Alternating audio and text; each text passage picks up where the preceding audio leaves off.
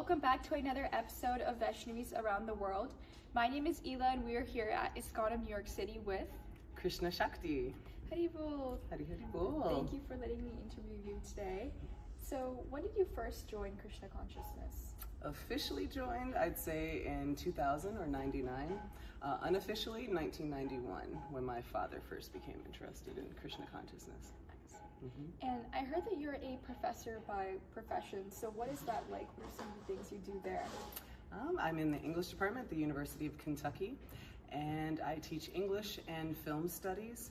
And I normally just try to get students to think philosophically about deeper questions of life. Why are they here? Through literature and film. Okay, that's very cool. I've heard you've also traveled a lot just throughout your life, been to many countries. So where have you been and what's been maybe a cool experience you've had just with all that travel? Okay, so as an undergrad, I traveled and lived in Mexico, Ecuador, Spain. As a graduate student, I lived in Japan. And then for my PhD, I lived in Brazil. So I have definitely, I feel like Krishna consciousness has been my educational path, which all began in Mexico, Mérida, Mexico. My parents were devotees, but everyone that liked devotees, everyone that hated devotees ended up becoming a devotee. So I'm like, okay, I'm not gonna like or dislike. I'm gonna go to Latin America, do my own thing, try to find God in my own way. In Ecuador, every single place that I went, I kept on seeing Krishna. Literally, I crossed the border going to Colombia. There was literally a Harinam following me down the street. And I just had to look up at the signs like, okay, Krishna, you have a really funny sense of humor. Yeah. I'm trying to run away from you. Like, I'm trying to do my own thing. Everywhere I went, I kept on seeing Krishna. So from there, I'm like, okay, whatever. I'm gonna do my thing. Ended up going to India. And in India, I'm like, I became Taoist in Colombia. And when I went to Vrindavan for the first time, I'm like, all right, since your name's Krishna here, let me like pray and see which way are you gonna guide me. And so by the end of the trip, I could see that I was supposed to be a devotee. And so yeah, travels has been the way to kind of wake up and kind of allow me to enter the movement or just, see Krishna's alive and Krishna communicates in different ways. Most recently, I was in Africa for 8 months. And so I traveled to 11 countries within that time span while writing my book. And it's just so amazing everywhere you go, even where Krishna is not so present, you would just see people coming up to you and it's because they want Krishna. And so you just try to serve in whichever way. So Krishna is always communicating with us wherever we go, and we just have to be able to read the signs and be there. Yeah. Yes. That's really cool to hear how you kind of had that journey while you were traveling throughout different countries. You mentioned you wrote a book. What was that about? I'm currently finishing this wonderful book. Okay. So I'm actually here. I'm just like, I'm supposed to be writing right now. So yes, I'm currently writing a book. It's a material book. It has nothing to do with Krishna consciousness per se. But ultimately it's about representation. So it's about Nigerian cinema in Brazil. And so just looking for ways to diversify how African or Black people are perceived around the world through film.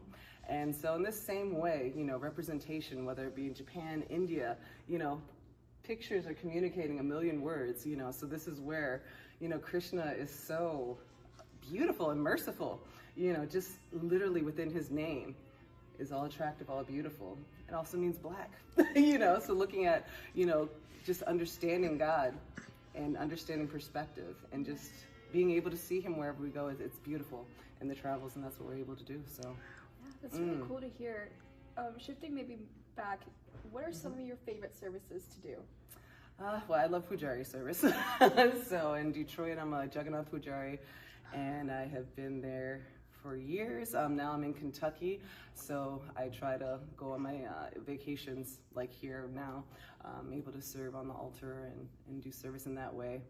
Even from like cleaning pots, I just love doing service and getting that spiritual high and just connection, so through deity service, I feel like that's, and also of course, yeah, kirtan as well. So yeah, love dancing in kirtan as well, but deity service is my favorite.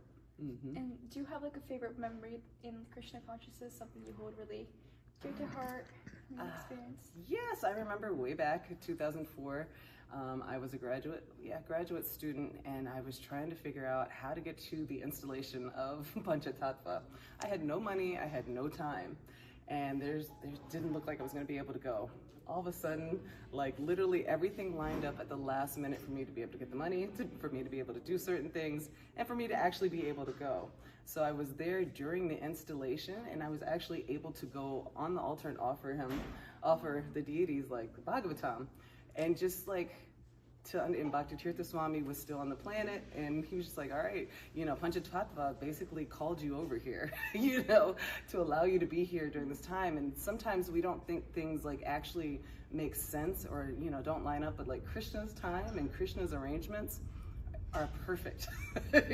No matter what we think, no matter what we are actually observing in our lives, even if it looks like it's the opposite, Krishna ultimately has our best favor, and we just really have to surrender and also try our best and be Krishna-fied and fired up. So yeah, thank you for sharing that. It's actually really interesting to hear how people always feel like the personal touch of Krishna and how people can see them in their lives. It's always very, very interesting to hear.